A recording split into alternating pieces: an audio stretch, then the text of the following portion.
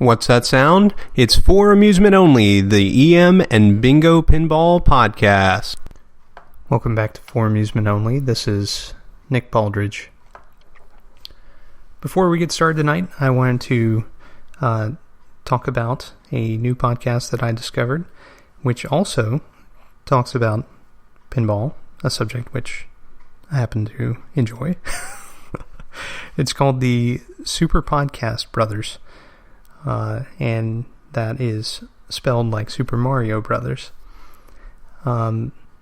It's a duo that talks about mostly video games. They record bi-monthly, and it's a very long format show. But the conversation turns to pinball, and I enjoy what they have to say. So, you can check them out at superpodcastbros.com.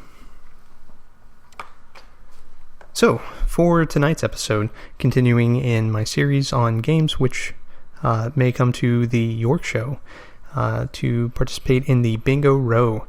The York Show is in York, Pennsylvania at the York Fairgrounds on October 9th and 10th, Friday and Saturday.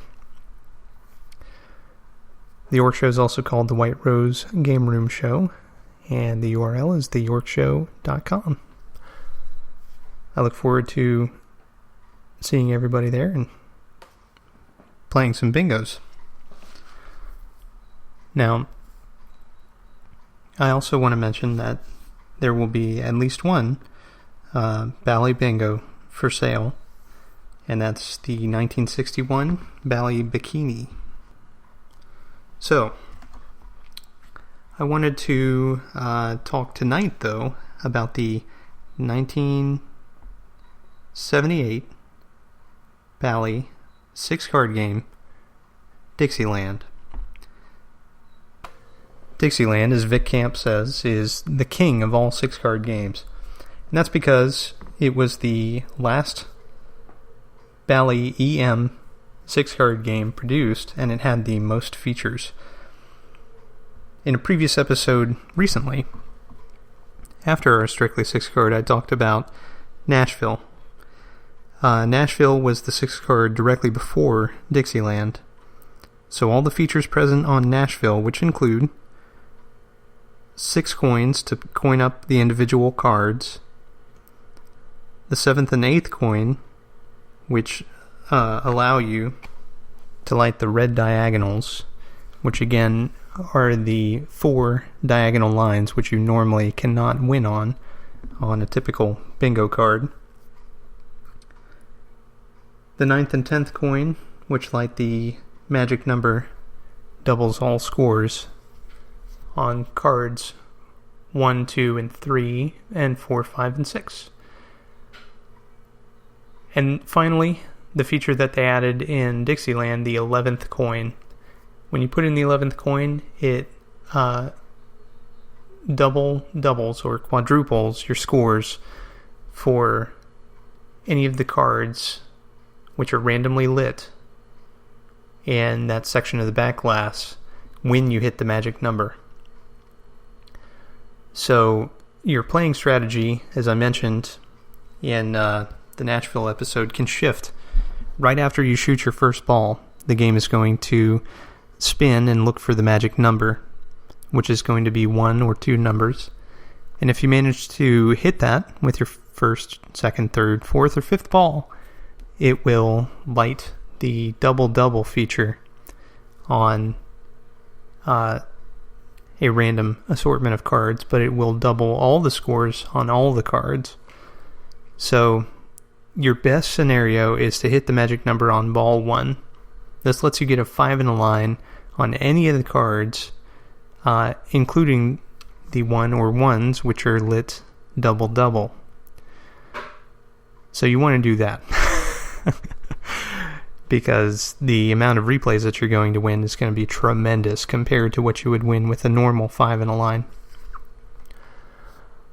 On top of that, Dixieland has the corners feature, where if you get a ball in each of the 4 corners of the bingo card, then you'll win as if you got 5 in a line on that card. And there's also the super line. Now, the super line is a particular line of numbers on each of the cards. It's arranged differently on each card. And if you get 3 in a row, it scores as if you had 4 in a row. And if you get 4 in a row, it scores as if you had 5. So when this feature lights, it's often a good idea to try and shoot for that. Because the award is typically pretty high. But your best payout, normally, is going to be on card number 6. And that's because the replay payout on these games is fixed on the 6 cards. It ranges from 100 for a 5 in a line on card number 1 to 300 for 5 in a line on card number 6. So you really want to go for card number 6. And hopefully the magic number will light double-double on card 6. And that means you can get up to 2,400 replays off of a 5 in a line on card 6. But if it doesn't, and you've put in 10 coins or 11 coins, then it's going to be doubled if you hit the magic number, and that's part of your 5 in a line. So that is pretty powerful. The only exception to this kind of rule about the magic number is if you hit the magic number and then you hit all 4 corners and that score or that feature is lit, or you hit 4 in a row in the super line and that feature's lit. Now those light randomly, but they are also awarded by rollovers, which are on the playfield in the positions for the extended time tree on Magic Screen or Magic Squares games that have that feature. But those are also lit randomly. So this game is incredibly fun. I played one at Vic Camp's house, and it's very challenging, and you have to shift your strategy almost constantly in order to win well on it. You can typically skate by shooting for the red diagonals, but if you think about it, when these were operated in 1978, it costs almost $3, $2.75 to fully light the game. That's a chunk of change, per play, compared to the quarter a play for flipper games. So at the time, so that's quite a difference. But the staggering potential number of replays that you can win certainly makes up for that very minor shortcoming. Especially if you're good. Like Vic Camp again. He could consistently win on these when he was playing them on route. Makes a big difference. Alright, well, hopefully this one makes it to the bingo row. The one which may come has been converted to a single coin. Now, single coin games were manufactured as regular Bally bingos, and then a group of operators apparently got together and etched their own back glasses and changed out some of the functionality so that one coin would light the entire game, and you can still win replays.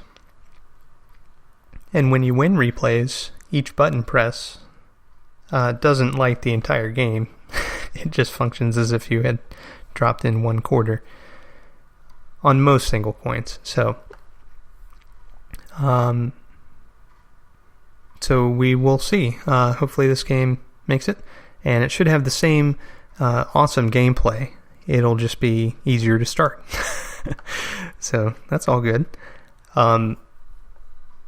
All right, well, thank you very much for joining me. My name again is Nick Baldridge. You can reach me at foramusementonlypodcast@gmail.com, or you can call me on the Bingos line. That's 724-BINGOS1, 724-246-4671.